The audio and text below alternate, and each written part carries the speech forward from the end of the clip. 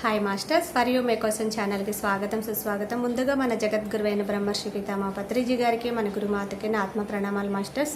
Okay masters, ప్రతిరోజు మన ఛానల్లోని ధ్యానం, స్వాధ్యాయం, సజ్జన సాంగత్యం జరుగుతుంది మాస్టర్స్. అలాగే జూమ్ సెక్షన్లో పాల్గొన్న మాస్టర్లకి, యూట్యూబ్లో చూస్తున్న మాస్టర్లకు కూడా ధన్యవాదాలు తెలుపుకుందాం. ఓకే మాస్టర్స్, ఈరోజు మన ఛానల్కి సీనియర్ పీరుడు మాస్టర్ గారైన జగదీశ్వరి మేడం గారు గాజువాక నుంచి వచ్చారు. మేడం గారిని సాదరంగా ఆహ్వానించుకుందాం. ఈరోజు మేడం చెప్పబోయే టాపిక్ గ్రూప్ లీవింగ్. ఈ గొప్ప ఆత్మజ్ఞానం అందించడానికి మేడం గారికి వెల్కమ్ చెప్దాం మాస్టర్స్. నమస్తే మేడం, వెల్కమ్ మేడం. మొదటగా మన జగద్గురు అయినటువంటి పితామహ బ్రహ్మర్షి పత్రిజీ గారికి,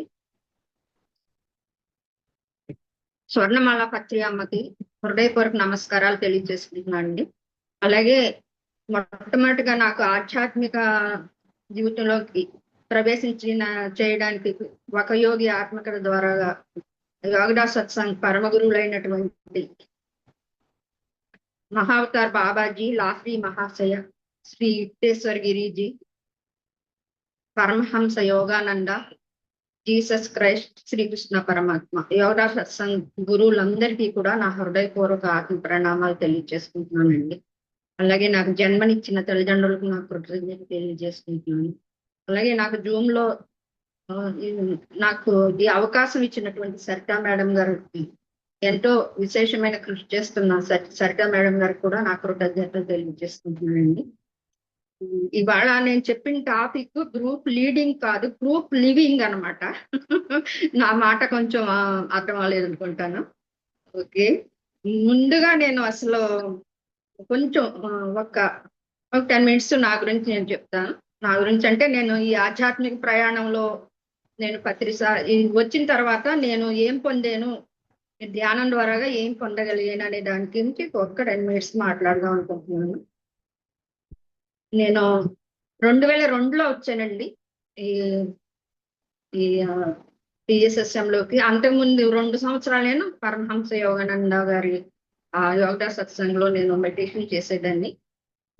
నా లైఫ్ లో ఉన్న కొన్ని పరిస్థితులు నన్ను మళ్ళా ఈ మార్గంలోకి తీసుకురావడం జరిగింది అనమాట.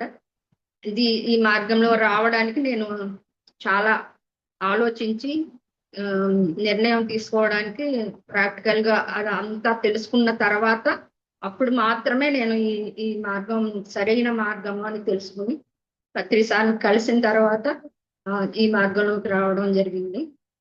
పత్రిసార్తో నాకు ప్రత్యక్షంగా ఎక్కువ ఆయనతో కలిసి తిరిగింది లేదు, కానీ ఆయన యొక్క ప్రబోధాలన్నీ కూడా నన్ను అమితంగా ఆకర్షించింది. అవి ఒక అరటి పండు వలిచి చేతిలో పెట్టినంత స్పష్టంగా ఆయన ఆత్మజ్ఞానాన్ని అందించడం చాలా నచ్చింది అనమాట. అందువల్ల ఏ గురువుల దగ్గరికి అంటే రామకృష్ణ పరమహంస మిషన్ లో కానీ ఎక్కడైనా చాలా బుక్స్ చదవడం అలవాటు ఉంది నాకు, కానీ ఈ జ్ఞానాన్ని అంతర్గతంగా చేసి చెప్పడము తెలిసింది. కానీ ఇలా సూటిగా చెప్పే మార్గము ఇదొకటే. మన PSSM లోనే ఇంత సూటిగా జ్ఞానాన్ని అందించడం అనేది జరుగుతుంది అనమాట. ఫస్ట్ సార్ మనకి మూడు ఇచ్చారు కదా, 3 మార్గాలు ఇచ్చారు కదా. ఆయన ముందు ధ్యానం చేయమన్నారు. ధ్యానం ప్రతి ఒక్కళ్ళు కూడా ఎవరి వయసు ఎంతో అన్ని నిమిషాలు చేయండి, తర్వాత ఎంత చేయగలిగితే అంత చేయండి అని చెప్పడం జరిగింది. ధ్యానం మన కోసం, మనలో మార్పు కోసం మనం ధ్యానం చేస్తాము. కేవలం ధ్యానం చేయడం ద్వారాగా మనం అంటే మనలో మార్పు రాదు, ధ్యానం చేసినంత మాత్రాన రాదు. దానికి మార్గం ఏంటంటే మరలా ఇంకోటి చెప్పారు ఆయన, సజ్జన సాంగత్యం చేయమన్నారు. అంటే ఎవరైతే సత్యాన్ని తెలుసుకున్న గురువులు ఉన్నారో, నేను మీ గురువును కాదు, మీ శ్వాస మీ గురువు, అందువల్ల మీరు అందరి దగ్గర నుంచి కూడా నేర్చుకోవచ్చు అని చెప్పి ఆయన ఆ సజ్జన సాంగత్యాన్ని మనకు అందించడం జరిగింది. దాని ద్వారా ఎంతో మంది అద్భుతమైన మాస్టర్స్ నుంచి జ్ఞానాన్ని తీసుకోవడం, అవి నా లైఫ్ లో నేను ఇంప్లిమెంట్ చేయడం ద్వారాగా నా జీవితాన్ని అద్భుతంగా మార్చుకోవడం అనేది జరిగింది అనమాట. ఈ 22 సంవత్సరాలు నా ధ్యాన ప్రయాణంలో ఏది ఒకేసారి జరగలేదు. ఒక్కొక్క మెట్టు ఎక్కడం ద్వారాగా తర్వాత ఒక్కొక్కసారి ఒక మెట్టు కింద దిగినా మళ్ళా ఎక్కుతూ, అలా ఇప్పుడు ఇలా జీవించడానికి, ఇంత అందమైన జీవితం, ఇంత బాగా ఆనందంగా జీవించడం అనేది నేర్చుకోవడం జరిగింది అనమాట. 3వది కూడా చెప్పారు సారు, స్వాధ్యాయనం గురించి చెప్పారు. స్వాధ్యాయనం అంటే ఆ, ఒక ఒక గురువు తన జీవిత కాలంలో నేర్చుకున్న సాధనని అంతా కూడా ఒక పుస్తకం రూపంలో మనకి ఒక గ్రంథం రూపంలో అందించడం జరిగింది. ఒక భగవద్గీత, శ్రీకృష్ణ పరమాత్మ నుంచి వచ్చినది భగవద్గీత కానీ, జీసస్ క్రైస్ట్ బోధనలు కానీ, ఇంకా గౌతమ బుద్ధుని యొక్క ఆనాపాని శాస్త్రీయ ధ్యానం కానీ, ఏదైనా కానీ అవన్నీ కూడా మనకి సాధ్యయనం అంటే చదవడం, వారి యొక్క జీవిత చరిత్రలు చదవడం ద్వారాగా వాళ్ళు అందించిన జ్ఞానాన్ని మనం తీసుకోవడానికి, అంటే కేవలం చదివి తెలుసుకోవడం అనేది చాలా అద్భుతం అన్నమాట. వాళ్ళ యొక్క జీవితం అంతా కూడా వాళ్ళు సాధన చేసిన జ్ఞానం అది. అది దానిలో మనం మనం ఏది నేర్చుకోవాల్సి ఉంది అని తెలుసుకుని వినడం, చదవడమే కాకుండా దానిలో పాయింట్స్ మన జీవితంలో మనం దేన్ని ఆచరించాలి, మనం దేన్ని ఎందువల్ల ఇలా ఉన్నాము అనేది ఏ పాయింట్ మనకు ఉపయోగపడుతుంది అని తరచి చూసుకుని దాన్ని ఇంప్లిమెంట్ చేయడం ద్వారాగా మన ఎదుగుదల అనేది తప్పకుండా ఉంటుంది. అందు ఈ 3 మార్గాలన్నీ స్వాధ్యాయమే కాకుండా స్వాధ్యాయనం కూడా చేసుకోవాలి ప్రతి ఒక్కళ్ళు కూడాను. అంటే సెల్ఫ్ చెకింగ్ అనమాట. మన ప్రతిరోజు ఉదయం లేచింది మొదలు రాత్రి పడుకోబోయేంత వరకు కూడా మనకి ఆ రోజు ఎలా గడిచింది, మనం ఎక్కడైనా బాధపడ్డామా, ఎవరినైనా బాధ పెట్టామా, ఏ సంఘటన నుంచి మనం నేర్చుకున్నాము, ఎవరి నుంచి మనం ఏం నేర్చుకోగలిగాము, ఏ ఏ పాయింట్ని మనం లైఫ్లో ఇంప్లిమెంట్ చేసుకోవాలి అని రాత్రి పడుకోబోయే ముందు ఒక్కసారి ఆ లైఫ్లో ఆ రోజంతా జరిగింది మనం తిరిగి ఆలోచించుకుని దాన్ని మన వల్ల ఏదైతే మనకి సరిగా చేయలేకపోయామో దాన్ని సరి చేసుకోవడం ద్వారాగా మర్నాడు ఆ తప్పు జరగకుండా చూసుకోవడం ద్వారాగా మనం మన జీవితాన్ని ప్రతిరోజు చెక్ చేసుకుంటాం ద్వారాగా మనల్ని మనం అధ్యయనం చేసుకోవడం, మన గుణాలని మనం అధ్యయనం చేసుకోవడం, అట్లా మళ్ళీ మనం ముందుకు వెళ్ళడానికి ఒక మెట్టు ఎక్కడానికి అవకాశం ఉంటుంది. స్వాధ్యాయనంలో ఎంతో అద్భుతమైనటువంటి అంటే ఆ పాయింట్స్ మనకు ఆ రచనలు, ఆ బుక్స్ ద్వారాగా ఎంతో జ్ఞానాన్ని పొంది పాత్రి సార్ ఎన్నో వేల బుక్స్ చదివారు. ఆయన ఒక్క బుక్ మనం రోజు కనీసం 1 గంట అయినా సరే ఏదో ఒక పుస్తకం చదవడం ద్వారా నేర్చుకోవాలి. నాకు చిన్నప్పటి నుంచి బుక్స్ చదవడం చాలా ఇష్టం అనమాట. కాకపోతే ప్రాపంచిక జీవితంలో నేను చదివేయని నవల్స్, వీక్లీస్ చదవడం స్టార్ట్ అయింది. భగవద్గీత చదవడానికి ప్రయత్నించి నాకు ధ్యానం చేయకముందు ఒక్క ముక్క కూడా అర్థమయ్యేది కాదు. తర్వాత ఈ ధ్యాన మార్గంలోకి వచ్చిన తర్వాత, స్పిరిచువల్ లైఫ్ లోకి వచ్చిన తర్వాత ఫస్ట్ యోగానంద గారి బుక్స్ ఎక్కువ చదవడం ద్వారాగా ఆ జ్ఞానాన్ని నేను అర్థం చేసుకోలేకపోయాను. కానీ ఎప్పుడైతే ధ్యానం చేయడం మొదలుపెట్టానో ఆ జ్ఞానం అంతా కూడా చాలా అద్భుతంగా అర్థం కావడం మొదలుపెట్టింది. భగవద్గీత ఇప్పుడు నేను చాలా మందికి నేర్పిస్తూ ఉంటాను చిన్నపిల్లలకి. వాళ్ళు అడిగే డౌట్స్ కి క్లారిఫై చేయడం ఎంతో ఆనందంగా ఉంటుంది అనమాట. అంటే నేను మళ్ళా నా లైఫ్ లో దాన్ని వాళ్ళకి నేర్పిస్తూ నేను మళ్ళీ అధ్యయనం చేస్తున్నాను అనమాట. అట్లా ఒక మేడం అయితే అసలు 2వ తరగతి చదివిన మా మేడం అనమాట. ఆవిడకి నేర్పించమని అడిగితే నేను సరే రండి అన్నా. వచ్చారు ఆ మేడం. వచ్చి చెప్తే అసలు ఒక్క ముక్క కూడా పలకలేకపోయారు ఆవిడ. అయ్యో చెప్తామని ఒప్పుకున్నానే మరి ఎలాగా అని చెప్పి, అంటే ఆవిడ చాలా పట్టుదలగా సంకల్పంతో నేను చెప్పిన ప్రతి పదము పట్టుకుని ఆవిడ మొత్తం భగవద్గీత మొత్తం అన్ని అధ్యాయాలు కూడా పూర్తి చేయగలిగారు అనమాట. అంత అద్భుతం అనమాట. ఆవిడకి చెప్పడం వల్ల నేను ఎంతో లాభం పొందాను. ఎందుకంటే ఆవిడకి ఒక్కొక్క పదము వివరించి చెప్పడం ద్వారాగా నా నుంచి నాకు ఒక క్లాస్ వచ్చిందనమాట. అది చెప్పడం అనేది నేను అనేది ఉండకూడదు. ఎప్పుడు చెప్పేటప్పుడు మన ద్వారాగా ఆ జ్ఞానం వెళ్తుంది. మనం ఎవరో నేను అనే అహంకారం లేదు. నేను ఈ ధ్యానంలోకి వచ్చిన తర్వాత నేర్చుకున్న మొట్టమొదటి పాయింట్ ఏంటంటే అహంకారం లేకుండా జీవించడం, నేను అనేది లేకుండా జీవించడం. అది ఇది వరకైతే నేను అంటే ఎంతో నాకున్న అవన్నీ నా చుట్టూ ఉన్నాయన్నిటి చూసి నేను అది. ఇప్పుడు నేను అది కాదని తెలుసుకోగలిగాను. నేను అనేది లేదు. నేను ఏ క్లాసు ఎప్పుడు చెప్పినా, ఎన్నిసార్లు చెప్పినా నా ద్వారాగా ఆ జ్ఞానం వెళ్తుంది. ఇక్కడ నేను లేను, ఆ గురువుల నుంచి ఏది కావాలో అది వెళ్తుంది అని అనుకోవడం ద్వారా కానీ క్లాసెస్ చెప్పడం జరుగుతుంది అనమాట. ప్లస్ ఈ మెడిటేషన్లోకి వచ్చిన తర్వాత ఆమ్, నాకు కొంచెం ఇన్ఫీరియారిటీ కాంప్లెక్స్ ఉండేది అనమాట. ఎవరితోటైనా మాట్లాడాలన్నా, ఎవరైనా ఇంటికి వస్తున్నారన్నా కొంచెం భయపడుతూ ఉండేదాన్ని. వాళ్ళ వాళ్ళ స్థాయి మనకి తగ్గట్టుగా మనం చెయ్యలేమేమో, మనం మాట్లాడలేమో అనే ఒక ఇన్ఫీరియారిటీ కాంప్లెక్స్ చిన్నది ఉండేది నాకు ఎప్పుడు కూడా. బంధువులు వస్తున్నా ఎవరు వస్తున్నా సరే. ఆ, ఆ, ఇప్పుడు నేను ధ్యానంలోకి వచ్చిన తర్వాత నాలో ఉన్న బలహీనతల్ని నన్ను కూడా నేను యాక్సెప్ట్ చేయడం నేర్చుకున్నాను. నన్ను నేను యాక్సెప్ట్ చేయడం నేర్చుకున్నాను. తద్వారా ఎదుటి వాళ్ళని యాక్సెప్ట్ చేయడం నేర్చుకున్నాను. డిటాచ్మెంట్ అంటే ఏం లేదు. ఎదుటి వాళ్ళు ఎలా ఉన్నా సరే వాళ్ళని కూడా యాక్సెప్ట్ చేయడమే డిటాచ్మెంట్. వాళ్ళని యాక్సెప్ట్ చేయగలగాలి మనం. ప్రతి మనిషిలో కూడా ఎన్నో రకాలైన గుణాలు ఉంటాయి కాబట్టి, అది వాళ్ళ స్థితిని బట్టి వాళ్ళు ఉంటారు కాబట్టి, అది మనం మనల్ని యాక్సెప్ట్ ఎలా యాక్సెప్ట్ చేస్తామో వాళ్ళు అలా యాక్సెప్ట్ చేసుకోవాలి. అలాగే నేను ఎప్పుడు కూడా డబ్బుల విషయంలో కూడా ఎవరికి కూడా రూపాయి ఇవ్వడానికి చాలా చాలా ఇబ్బంది పడేదాన్ని, ఇష్టపడేదాన్ని కాదు. ఎందుకు ఇవ్వాలి, నా పిల్లల కోసం ఉండాలి, నాది మిడిల్ క్లాస్ కుటుంబమే అయినప్పటికీ డబ్బులు అంటే విపరీతమైన జాగ్రత్త ఉండేది అనమాట. అనవసరంగా ఖర్చు చేయకూడదు అని నాకు చిన్నప్పటి నుంచి నేర్చుకున్న ఆ అలవాటు వల్ల ఎవరికైనా ఇవ్వడానికి చేతులు వచ్చేవి ఎప్పుడు. అది ధ్యానంలోకి వచ్చిన తర్వాత ఆ గివింగ్ నేచర్ లో ఉన్న ఆనందం ఏంటో తెలుసుకున్నాను. మన కోసం మనం జీవించడం కాదు, ఎదుటి వాళ్ళకి సహాయపడినప్పుడు వాళ్ళ కళ్ళల్లో కనిపించే ఆనందాన్ని చూసి అది నిజమైన ఆనందం అనే సత్యం నేను తెలుసుకోగలిగాను అనమాట. అంటే ధ్యానం ద్వారాగా మన లోపల ఎంత అద్భుతమైన మార్పు వస్తుంది అనే దానికి నేను చెప్తున్నాను అనమాట. ఇది నన్ను నేను అలా అద్భుతంగా మార్చుకున్నాను అనమాట. ఇప్పుడు నేను చెప్పబోయే సబ్జెక్ట్ లోకి వెళ్లే ముందు అంటే నేను ఇలా ఏమేం పాయింట్స్ నేర్చుకున్నానని చెప్దామని ఉద్దేశంతో చెప్తున్నాను అనమాట. అలాగే క్షమాగుణం. ఇతరు అంటే ప్రతి ఒక్కరు తప్పు చేస్తాం కదా, మనం కూడా తప్పు చేయకుండా ఎవరు ఉండరు. దాన్ని క్షమించడం అనేది నేర్చుకున్నాను నేను. ఇది వరకైతే అది ఒక కక్ష కార్పణ్యం కింద ఉండేది. వాళ్ళతోటి గొడవ ఉండేది. ఇప్పుడు ఎప్పుడైతే ధ్యానంలోకి వచ్చామో, ఓకే వాళ్ళు ఆ స్థితిలో ఉన్నారు, వాళ్ళు అలా అన్నారు, పట్టించుకోకూడదు అనే రియలైజేషన్ ద్వారాగా క్షమాపణ గుణాన్ని నేను నేర్చుకున్నాను, గివింగ్ నేచర్ నేర్చుకున్నాను, యాక్సెప్టెన్స్ నేర్చుకున్నాను, ఇతరుల విషయంలో జోక్యం చేసుకోకుండా ఉండటం నేర్చుకున్నాను. ఇలా అద్భుతమైనటువంటి జీవితాన్ని ఎలా జీవించాలో నేర్చుకున్నాను చెప్పాలంటే.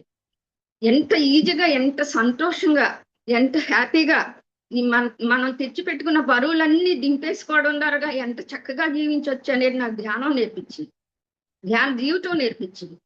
ఇలాంటి జీవితాన్ని జీవించడానికి అద్భుతమైనటువంటి సూక్ష్మమైనటువంటి మార్గాన్ని అందించిన పత్రిశ్రీ మహారాజుకి ఆయనకి అనేక వేల కోట్ల కృతజ్ఞతలు తెలియజేస్తాను. నాకు అసలు లేకపోతే నేను ఎలా ఉన్నా ఇప్పుడు నాకు 75 years ఉన్నాయి. ఇప్పుడు ఈ ధ్యానం అనేది లేకపోతే నా పిల్లల వెనకాల పడుతూ, నా కోడళ్ళ వెనకాల పడుతూ, వాళ్ళు ఏమన్నా అంటే నేను బాధపడుతూ, వాళ్ళని నేనంటూ అలాంటి జీవితం ఉండేది అనమాట. ఇప్పుడు ఎప్పుడైతే ధ్యానంలోకి వచ్చానో అప్పుడు నా కర్తవ్యం, నా ధర్మం నేను తెలుసుకోగలిగాను. ఆ ధర్మం ద్వారాగా నేను ఎలా జీవించాలి, ఎలా మాట్లాడాలి, ఎలా రిలేషన్స్ మెయింటైన్ చేయాలి, ఎవరితో ఎలా ఉండాలి, ప్రాక్టికల్ గా ఎలా జీవించాలి అనే అన్ని విషయాలు కూడా చాలా చక్కగా నేర్చుకోవడం అనేది జరిగిందనమాట. ప్రతి ఒక్కళ్ళు కూడా ధ్యాన మార్గంలోకి వచ్చిన కొత్తలో ప్రతి ఒక్కళ్ళు ఏంటంటే, నేను కూడా అదే పరుగు. ఆధ్యాత్మిక జీవితంలోకి రాకముందు ప్రాపంచికమైనటువంటి సుఖాల కోసం ఎలా పరుగు పెడతామో, స్పిరిచువాలిటీలోకి వచ్చిన తర్వాత కూడా కొత్తలో ఏం జరుగుతుందంటే, నాకు తాడై కావాలి, తర్వాత సూక్ష్మ శరీరయానం జరిగిపోవాలి, ఈ జన్మ ఆఖరి జన్మ అయిపోవాలి, ఇది ఎలా అయినా పొందేయాలి నేను అనే తపన ఉంటుంది ప్రతి ఒక్కరికి. అది వెంటనే కావాలి, వెంటనే వచ్చేయాలి అని అనుకుంటారు చాలా మంది. కానీ నేను కూడా అలా పరుగు పెట్టిన దాన్ని. అయ్యో నాకు తాడై ఓపెన్ అవ్వట్లేదే, నేను ధ్యానం చేస్తున్నాను, 5 గంటలు చేస్తున్నాను, ఓపెన్ అవ్వట్లేదే, అందరికీ చక్కగా అన్ని దృశ్యాలు కనిపిస్తాయంటే నాకేం కనిపించదే, నాకు ఒక చిన్న వెలుగు తప్ప ఏం కనిపించట్లేదే, అలాగే అందరు సూక్ష్మ శరీరయానం చేస్తే నాకేం కనిపించట్లేదే. అలా నన్ను నేను నా ధ్యానం చేయడం ద్వారా ఏమిటంటే బాధ నేను అనిపించేదాన్ని, నేను పొందలేకపోతున్నాను, అది నాకు రావట్లేదు, అది నాకు వచ్చేది. కానీ అది అట్లా చేయడం ద్వారా ఒకసారి జీకే సార్ని అడిగాను అనమాట. సార్ అందరూ ఇలా చెప్తున్నారు, అనుభవాలు చెప్తుంటే నాకు ఏ అనుభవాలు లేవండి, వాళ్ళందరూ అనుభవాలు చూసిన తర్వాత నాకేమీ రావట్లేదని నాకు గిల్టీ కాన్షియస్నెస్ వస్తుంది. దీని నుంచి నేను ఎలా బయటపడాలి? ఏంటి, నేనేమన్నా గత జన్మలో చాలా పాపం చేసి ఉంటానా? అందువల్ల నేను ఈ జన్మలో నేను ఏం పొందలేకపోతున్నానా అని చెప్పి అడిగితే ఆయన చాలా నవ్వి ప్రశాంతంగా ఆయన ఏం చెప్పారంటే, మీరు నాతో భయం లేకుండా అనర్గళంగా ఎలా మాట్లాడారు? మీ మనసులో ఉన్న మాటని నాకు చెప్పగలిగారు కదా. ఒక్కొక్కళ్ళకి ఒక్కొక్క అంటే ఒక క్వాలిటీ ఉంటుంది. ఒక గడ్డి మొక్క ఉందంటే గాలివాన వచ్చినా ఆ గడ్డి మొక్క వంగి మళ్ళా లేచి నిలబడుతుంది. అలాగే ఒక గులాబీ చెట్టు ఉందంటే దాని పువ్వులు ఒక రోజు ఉండి మళ్ళా వాడిపోవడం జరుగుతుంది. కానీ దేని అందం దానిదే. గడ్డి మొక్క ప్రత్యేకత గడ్డి మొక్కదే, అలాగే గులాబీది. అలా ప్రతి ఒక్కరికి కూడా ఒక క్వాలిటీ ఉంటుంది. ఆ క్వాలిటీని గుర్తించడం ద్వారాగా మీరు ఎదగాలి. ప్రతి ఒక్కళ్ళును మీరు చక్కగా మాట్లాడుతున్నారు కాబట్టి ధ్యాన ప్రచారం చేయండి అని చెప్పారు. అప్పుడు జగదీశ్వరి మేడం గారు సెంటర్ ద్వారాగా ఆ ధ్యాన ప్రచారం ద్వారా కూడా ఎక్స్పెక్టేషన్ చెప్పాలంటే ఎక్స్పెక్టేషన్ మామూలుగా ప్రాపంచిక జీవితంలో ఎలా అప్లై చేస్తామో ఈ ఆధ్యాత్మిక జీవితంలో కూడా అలాగే అప్లై చేయడం అలవాటు అయిపోయి ఉంటుంది కదా, అదే అప్లై చేస్తూ ఉంటాను అనమాట. ఇంకా ఎంత ప్రచారం అంటే మండలాలు తిరగడం, ప్రొద్దుటే లేవడం, వెళ్ళిపోవడం, స్కూల్స్కి వెళ్ళిపోవడం, ఎక్కడ క్లాస్ ఉంటే అక్కడ తిరగడం, అట్లా ఇంట్లో మా వారి ఇష్టం లేకపోయినా సరే ఆయన బతిమాలకుని ఆయనకు కావాల్సిన అన్ని చేసి పెట్టేసి ఇంకా పొద్దున్నెళ్ళి సాయంత్రం దాకా వచ్చే పని ఉండేది కదా. ధ్యాన ప్రచారం అలా తిరగడం జరిగింది. అయినా తర్వాత బాలకృష్ణ గారు ఇన్నర్ జర్నీ చేయడం జరిగింది. అలా అలా ప్రతి ఎంత ఇంపార్టెంట్ క్లాసెస్, ఎంత మొత్తం మనకు పిఎస్ఎస్ఎం మాస్టర్స్ ఇచ్చిన వాళ్ళు అందించిన జ్ఞానాన్ని అంతా కూడా తీసుకోవడం జరిగింది, రికార్డ్ చేసుకోవడం జరిగింది. ఎన్నో నోట్స్ ఉన్నాయి నా దగ్గర, ఎంతో నాలెడ్జ్ తీసుకున్నాను. కానీ నేను చేసిన ఒక తప్పు ఏంటంటే దాన్ని 100% నేను నా లైఫ్లో ఇంప్లిమెంట్ చేయలేదు. వినడం వరకు పూర్తిగా ఇంప్లిమెంట్ చేయలేకపోయాను. నేను కొన్ని మాత్రమే ఇంప్లిమెంట్ చేశాను. మెడిటేషన్ క్లాస్ చెప్పేటప్పుడు ఖచ్చితంగా కొన్ని పాయింట్స్ తీసుకుని నా అనుభవాన్ని జోడిస్తూ నేను చెప్పేదాన్ని. కానీ నేను చెప్పట్లేదు అనేది ఒక కుర్చీలో కూర్చుని మనం చెప్తున్నాము అంటే ఏది కూడా అనవసరమైన మాట వెళ్ళకూడదు. దాని ద్వారా ఎవరు మిస్లీడ్ అవ్వకూడదు. ఏది సత్యమో అదే నా వెంట వెళ్ళాలని కూర్చుంది అని అట్లాగే నా నుంచి క్లాస్ వచ్చేది. చాలా చక్కగా చెప్పగలిగేదాన్ని. నాకు తెలియకుండానే నేను ఎన్నో విషయాలు చెప్పేదాన్ని ఎదుటి వాళ్ళకి. కానీ అది నేను తీసుకోలేకపోయాను. దానికి నాకు మరణం తర్వాత జీవితం అనేది నాకు ఎంతో ఇంట్రెస్ట్ ఉన్న సబ్జెక్ట్.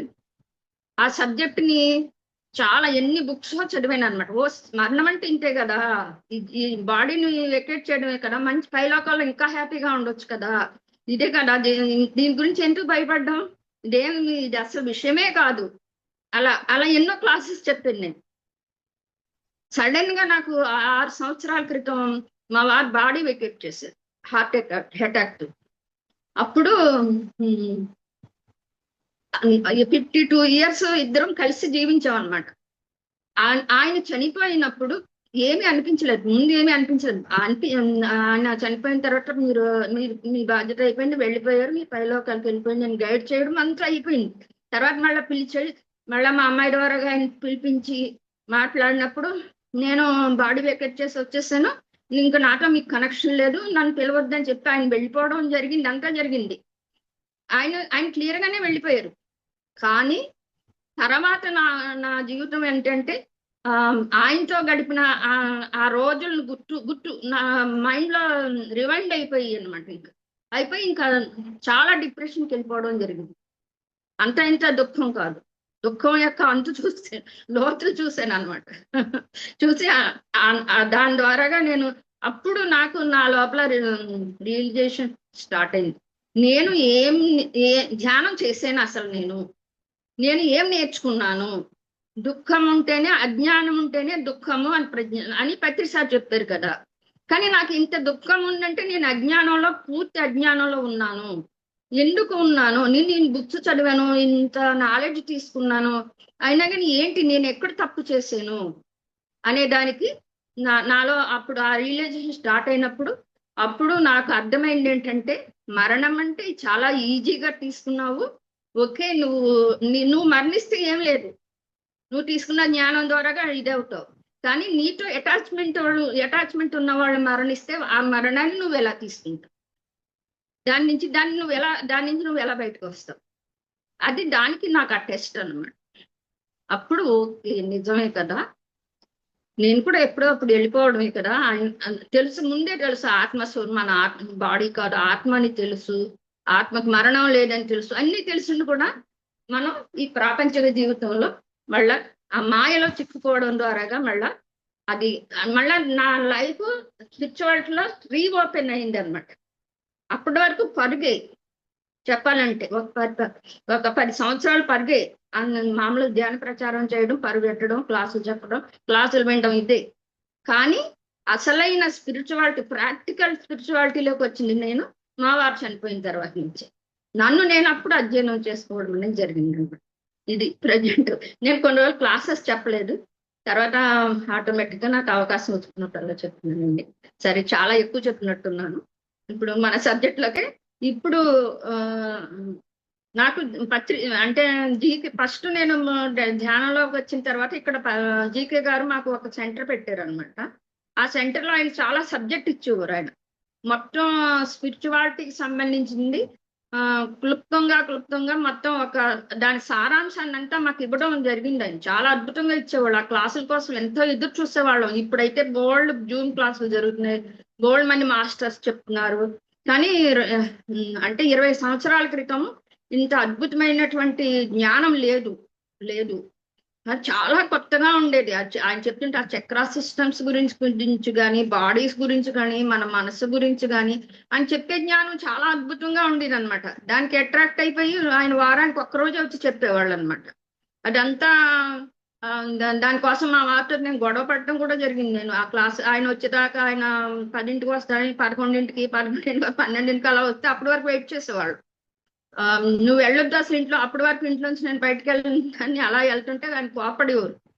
కోపడితే మీరు ఏది చెప్పినా వింటాను, మీకు ఏది చేయమన్నా చేస్తాను, కానీ ఇది మాత్రం నాకు చాలా ఇంట్రెస్టింగ్ గా ఉంది తెలుసుకోవాలని, ఈ విషయంలో మాత్రం నేను మీ మాట విన్నాను ఖచ్చితంగా చెప్పేసాను. చెప్పేసి నేను ఆ క్లాసెస్ అటెండ్ అయ్యేదాన్ని అనమాట. అది ఈ రోజు నేను చెప్పబోయే గ్రూప్ లివింగ్ ఆయన చెప్పింది. ఆయన చెప్పిన పాయింట్స్ నుంచే నేను తీసుకుందాం అనుకుంటున్నాను అనమాట. గ్రూప్ లివింగ్ అంటే ఏం లేదు, సంసారం, కుటుంబ జీవితం ద్వారాగా ఎలా రిలేటెడ్ అవ్వాలి. కుటుంబం మనకు పత్రిసారి చెప్పారు కదా, సంసారంలోనే నిర్యాణం అని చెప్పారు కదా. ఇది మనం ఎలా దీన్ని తీసుకోవాలి అనేదాన్ని ఫస్ట్ మనం అసలు పరిణామంలో ముందుకు వెళ్ళినట్టయితే కదా, ప్రతి సోలు కూడా ఈ భూమి మీదకి వచ్చేటప్పుడు ముందు ఒక శిలాజంగా ఉండి స్థిరంగా నిలబడడం నేర్చుకుంటుంది. తర్వాత అంటే జల రూపంలో ప్రవహించడం నేర్చుకుని, తర్వాత మొక్కల రూపంలో శ్వాసించడం నేర్చుకుని, జంతువుల్లో మళ్ళా క్రూర మృగాలుగా, మళ్ళా సాధు జంతువులుగా జీవించడం మానవ జన్మల్లోకి వస్తుంది అనమాట. ఒక సోల్ రావాలంటే అన్ని పరిణామంలో అంత అన్ని స్టేజెస్ ఉంటాయి అనమాట. ఆ స్టేజెస్ అన్ని దాటుకుని మానవ జన్మలోకి వస్తాయి. అలాగే మళ్ళా ఈ మానవ జన్మలోకి వచ్చిన సోల్స్ అన్ని కూడా పరిణితి చెంది పూర్ణత్వాన్ని పొంది పూర్ణాత్మలుగా అయిన తర్వాత వాళ్ళ నుంచి అంశాత్మలుగా కూడా కొంతమంది వస్తాం అనమాట.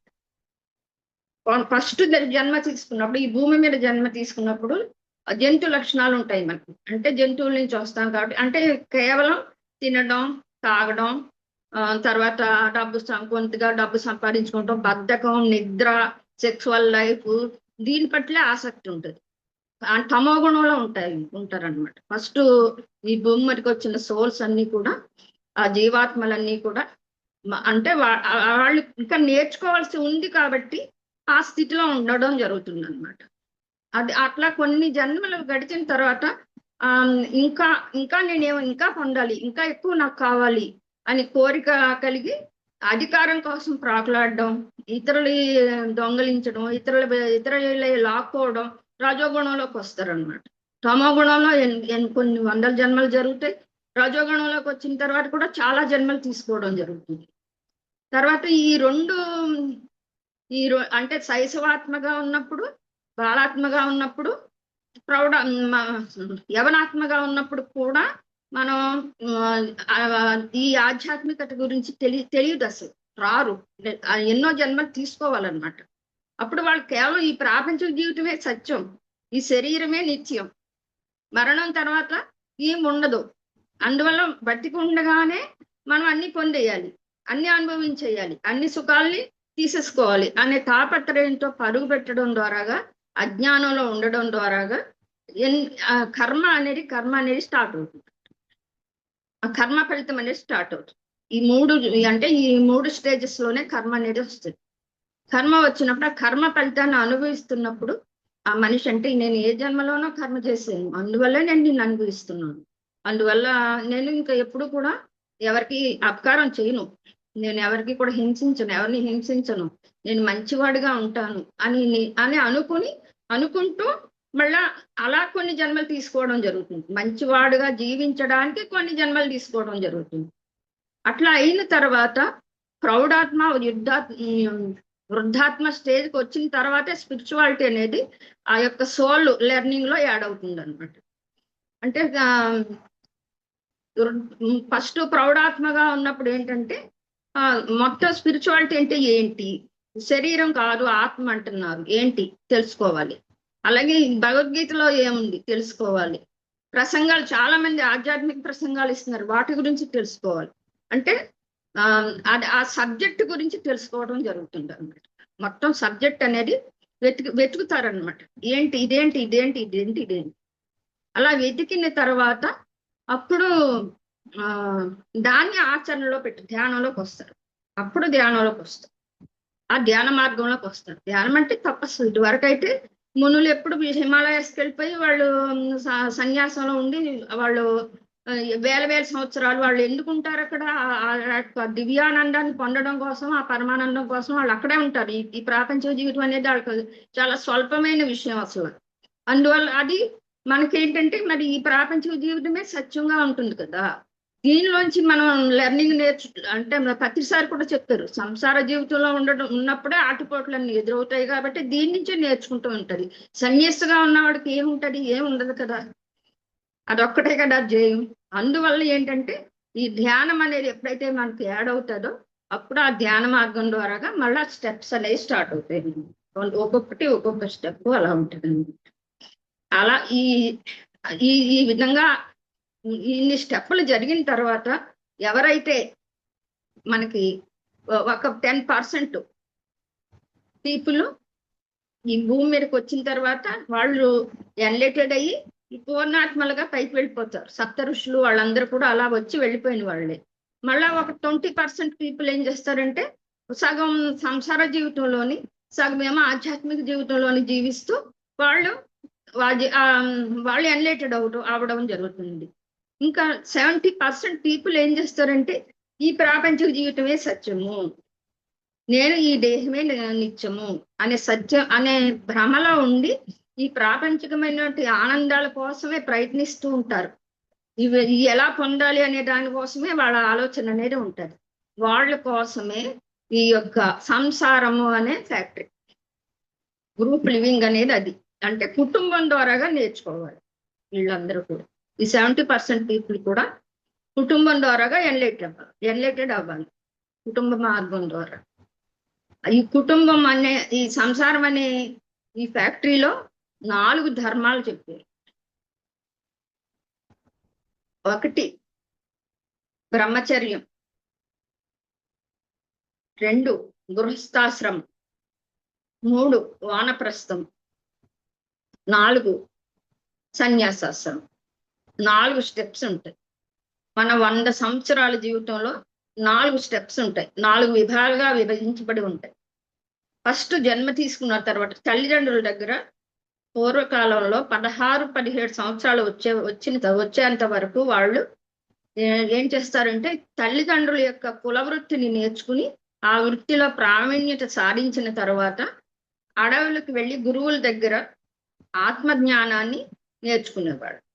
గురువులతో ఎంత మహారాజు కొడుకైనా సరే గురువుల దగ్గరికి వెళ్ళి ఆ అరణ్యవాసం చేస్తూ గురువుకి శుశ్రూష చేస్తూ గురువు చెప్పిన ఆజ్ఞల్ని పాటిస్తూ గురువు అందించినటువంటి ఆ యొక్క జ్ఞానాన్ని ఆత్మ జ్ఞానాన్ని తీసుకుని 25 years వచ్చేటప్పటికి వాళ్ళు ఆ విద్యను కూడా పూర్తి చేసుకుని ఇంటికి తిరిగి వచ్చేవారు.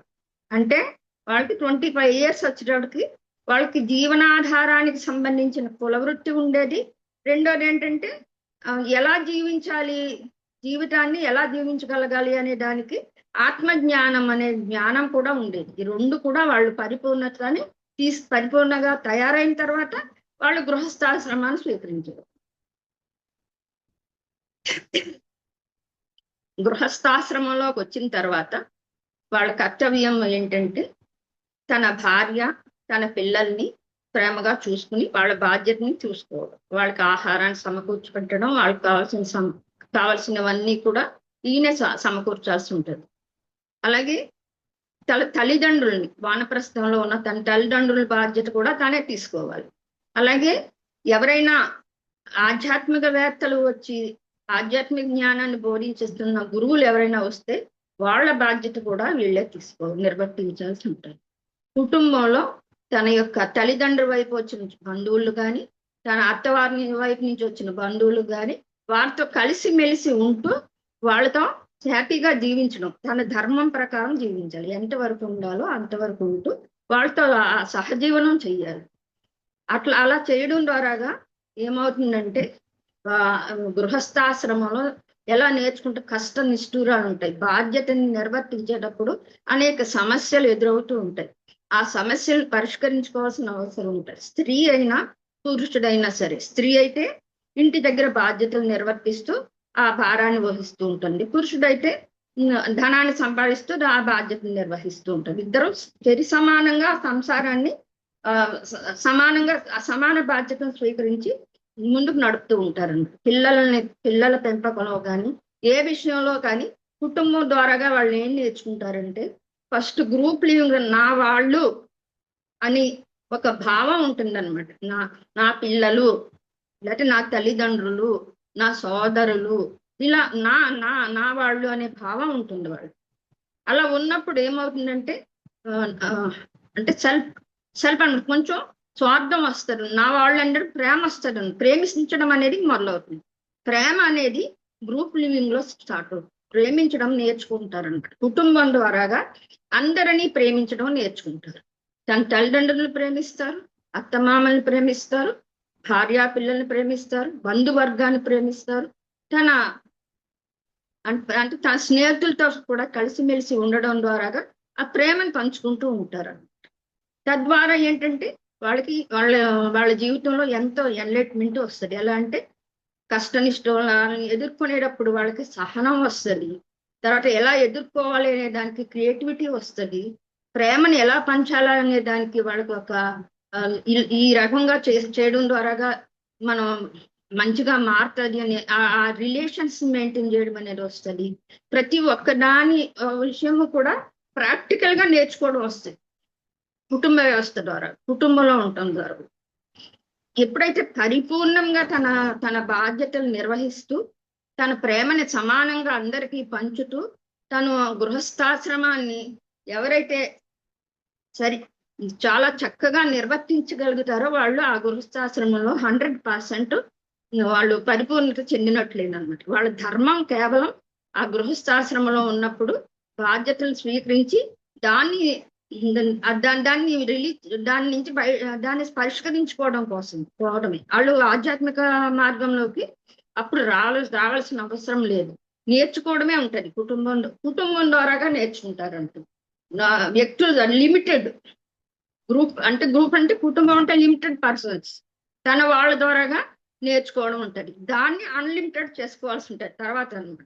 ఎప్పుడైతే మొదట నేర్చుకోవడము కుటుంబంలో నేర్చుకుంటాం ప్రేమ అనేది, దాన్ని అన్లిమిటెడ్ గా తర్వాత మార్చుకోవాల్సి ఉంటుంది అనమాట. దానికోసం ఫస్ట్ స్టార్టింగ్ ఆ ప్రేమించడం అనేది ఈ గృహస్థ ధర్మంలో మొదలవుతుంది మనకి. నెక్స్ట్ రెండోది ఏంటంటే వానప్రస్థం. 50 ఇయర్స్ వచ్చేస్తాయి అప్పటికి. 25 ఇయర్స్ బ్రహ్మచర్యంలో జీవించడం, 25 ఇయర్స్ గృహస్థాశ్రమంలో జీవించడం ద్వారా నేర్చుకోవడం ద్వారాగా 50 ఇయర్స్ వస్తాయి అప్పటికి. ఆ 50 ఇయర్స్ లో అతనికి చాలా నాలెడ్జ్ వస్తుంది అనమాట. అంటే జీవిత సారాన్ని అతను తీసుకుంటాడు అనమాట. ఎలా జీవించాలి అనే దానికి ఒక అనుభవ జ్ఞానం అనేది వస్తుంది అనమాట. ఏ పని ఎలా చేయాలి అనే వివేకం వస్తుంది అనమాట. కానీ వచ్చినప్పటికీ కూడా కుటుంబంలో ఉంటూ కేవలం పిల్లలకి తన బాధ్యత అంతా అప్పచెప్పి తను ఆ గృహస్థాశ్రమం నుంచి బయటకు వచ్చేసి 50% కేవలం అవసరాలకి పిల్లల మీద ఆధారపడుతూ 50% అంటే ధ్యానం, ఆధ్యాత్మిక విషయాలని నేర్చుకోవాల్సి ఉంటుంది అనమాట. వానప్రస్థాశ్రమము అంటే ఒక 50% మాత్రమే మనం ఆధ్యాత్మిక జీవితానికి సంబంధించిన నాలెడ్జ్ తీసుకోవాల్సి ఉంటుంది అనమాట. మనం ఇంకా మిగిలిన కుటుంబ వ్యవహారాల్లో మనం జోక్యం చేసుకోవాల్సిన అవసరం ఉండదు. వాళ్ళ పిల్లలకే అప్పచెప్పారు మొత్తం బాధ్యత అంతా కూడా. అప్పుడు 75 ఇయర్స్ వచ్చిన తర్వాత సన్యాసాశ్రమం, ఇంకా 100% ధ్యానమే. కేవలం అవసరాలకు మాత్రమే మనం కళ్ళు తెరవాల్సి ఉంటుంది. తర్వాత పూర్వం అయితే ఏం చేసేవారంటే 75 ఇయర్స్ రాగానే వాళ్ళు అడవులకు వెళ్ళిపోయి ఒక గురుకులాలను ఏర్పరచుకుని ఈ విద్యను నేర్పిస్తూ వాళ్ళు కూడా ఆత్మజ్ఞానంతో జీవించి ఎన్లేటెడ్ అయిన తర్వాత వాళ్ళ బాడీ ఎక్కడ చేసి పైలోకాలకు వెళ్ళడం జరిగేది అనమాట. అంటే ఇదివరకు మన భారతదేశంలో ఉన్నటువంటి గృహ వ్యవస్థ ఆ రకంగా ఎన్లేటెడ్ అవ్వడానికి ఉపయోగపడింది. అంటే ఆత్మజ్ఞానం ముందే అందించడం ద్వారాగా ఆ యొక్క గృహం ఆయన ఆ 4 విభాగాలు కూడా కరెక్ట్ వేలో జీవించడం అనేది జరిగేది అనమాట. కానీ నేటి ఆధునిక సమాజంలో మనకి గురుకులాలు లేవు, ఆత్మజ్ఞానాన్ని బోధించే వాళ్ళు లేరు. ఆత్మజ్ఞానం అంటే ఏంటో కూడా అసలు తెలియదు. నా దగ్గర పిల్లలు వస్తారు చాలా మంది, అసలు వాళ్ళకి ఏంటంటే మహాభారతం అంటే తెలియదు. మహాభారతంలో పాత్రల గురించి ఎక్స్ప్లెయిన్ చేస్తుంటే అర్థం చేసుకోలేకపోతున్నారు. అసలు రామాయణం అంటే ఏంటో తెలియదు. అసలు కేవలం ఇంగ్లీషులో ఏయో 4 ముక్కలు బట్టి తెలుగు భాష అనేది రాదు ఎవరికి కూడా. తెలుగు పలకడమే రాదు, అసలు తెలుగులో ఒత్తులు పలకడమే రాదు. ఎంత అధ్వాన్నంగా ఉందంటే విద్యా వ్యవస్థ అంత అధ్వాన్నంగా ఉంది. కేవలం ఆ తెలుగు సబ్జెక్ట్ ఉన్నప్పటికీ కూడా అది వాళ్ళ చేత బట్టి పెట్టించి రాయించేసేసి పాస్ మార్కులు వేసి పాస్ చేయించేస్తున్నారు. నేను నా దగ్గరకు వచ్చి పిల్లలందరి దగ్గర నుంచి నేను విన్నాను, మీకు ఎంటూ తెలుగు సబ్జెక్ట్ ఉంది, తెలుగు ఎందుకు రావట్లేదు అని అడిగినప్పుడు అలా చెప్తున్నారు అనమాట. అంటే చూడండి మన విద్యా వ్యవస్థలో కేవలం మార్క్ సిస్టమ్, కేవలం మార్కులు రావడం ద్వారా పై క్లాసులకు వెళ్ళిపోవడమే. తల్లిదండ్రులు కూడా ఏంటంటే వాళ్ళని ట్యూషన్స్ పెట్టేసి పెద్ద పెద్ద రెసిడెన్స్ స్కూల్స్ లో జాయిన్ చేసేసి ఇంగ్లీష్ చదువులు చదివించేసి మన భారతీయ సంస్కృతి నుంచి వేరు చేసేసి వాళ్ళని వేరే సాంప్రదాయంలోకి అంటే విదేశాలకు పంపించడానికి ఎక్కువ ఇష్టపడుతున్నారు జనం అందరూ కూడా. అంటే ధనార్జనే ఇంపార్టెంట్. అది రిలేషన్షిప్స్ కానీ కుటుంబ వ్యవస్థలో తల్లిదండ్రులతో ఎలా ఉండాలని కానీ. అందుకనే ఇప్పుడు ఈ రోజుల్లో వృద్ధాశ్రమాలు వచ్చినాయి. తల్లిదండ్రులని పిల్లలు చూడడం లేదు, వృద్ధాశ్రమంలో జాయిన్ చేసేస్తున్నారు, వాళ్ళు విదేశాలకు వెళ్ళిపోతున్నారు, వాళ్ళకి తెలియదు. అలా పెంచబడుతున్నారు అనమాట. తల్లిదండ్రులకు కూడా ఆత్మజ్ఞానం తెలియక వాళ్ళు కూడా ఏంటంటే పరుగే ఏంటంటే మళ్ళా డబ్బు సంపాదన. మా పిల్లలు అమెరికాలో ఉన్నారు, మా పిల్లలు అక్కడ మేము అమెరికా వెళ్ళొచ్చాము, అది ఒక గొప్ప అనమాట. కానీ ఎంత కోల్పోతున్నాము అనేది తెలియదు. పరదేశంలో పరాయి వాళ్ళుగా బతుకుతున్నారు మన వాళ్ళు చెప్పాలంటే. దాని నుంచి మనం బయటపడాలి అంటే గనక ఈ ధ్యానం అనేది ప్రతి ఒక్కళ్ళకి అందాలి. ప్రతి ఒక్కళ్ళకి ధ్యానాన్ని అందించడం ద్వారాగా ఎన్లైటన్మెంట్ అనేది వస్తుంది. ఈ 4 అంటే విద్యార్థి దశ నుంచి వృద్ధాప్యం వరకు కూడా ఈ 4 స్టేజెస్ లోని కూడా ధ్యానం చేయాలి ప్రతి ఒక్కళ్ళు. ఎందుకంటే మనకి ఇదివరకు ధ్యానం అంటే ఏంటో తెలియదు అసలు. ఇంతవరకు పత్రిసారి వచ్చిన తర్వాత మాత్రమే ఇంత విస్తృతంగా ధ్యాన ప్రచారం జరుగుతుంది, విదేశాల్లో కూడా జరుగుతుంది. ఇంత సులభ మార్గంలో ఆయన మనకు అందించారు. దాని ద్వారా ఎంత అద్భుతమైన మార్పు జరుగుతుందంటే జీవితం అనేది ఏంటి, కేవలం ఈ భూమి మీద ఉన్నదే జీవించటమే జీవితం కాదు, మరణం తర్వాత కూడా జీవితం ఉంటుంది. అది దానికి ఎలిజిబిలిటీ ఇక్కడ జీవించిన జీవితం ద్వారాగానే ఎలిజిబిలిటీ వస్తుంది పైలోకాల్లో కూడా. అది చనిపోయిన తర్వాత మాత్రమే తెలుసుకుంటున్నారు. అది జీవించి ఉండగానే తెలుసుకోవాలి అని అనుకుంటే తప్పకుండా ప్రతి ఒక్కళ్ళు ధ్యానం చెయ్యాలి, సజ్జన సాంగత్యం చెయ్యాలి, స్వాధ్యాయనం చెయ్యాలి.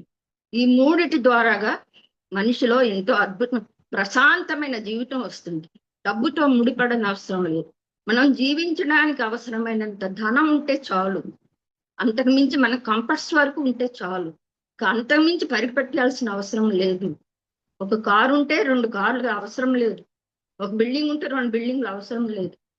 అది ఏ వస్తువైనా సరే మన దగ్గరికి రానంత సేపు దాని మీద వ్యామోహం ఉంటుంది. అది వచ్చిన తర్వాత కొన్ని రోజులు వాడిన తర్వాత అది పక్కన పెట్టి మళ్ళా ఇంకోవైపు మన మనసు వెళ్తుంది. ఆ మనసును నియంత్రించుకునే శక్తి ఎలా వస్తుంది? ధ్యానం చేస్తే వస్తుంది. ధ్యానం చేయడు అంటే ఒక్క జన్మలో రాదు. మనకి ఇప్పుడు చెప్పాలంటే ఇది ఎంత అద్భుతమైనటువంటి ఈ ఆధ్యాత్మిక సైన్స్ ఉందో, ఎంత సబ్జెక్ట్ ఉందో. మనం చాలా చిన్న విషయాలు మాత్రమే తెలుసుకుంటున్నాం. ఇంకా లోతుల్లోకి వెళ్తే ఎంత అద్భుతమైన సబ్జెక్టో ఉంది. ప్రతి ఒక్కళ్ళు తెలుసుకోవాలి ఆ విషయం.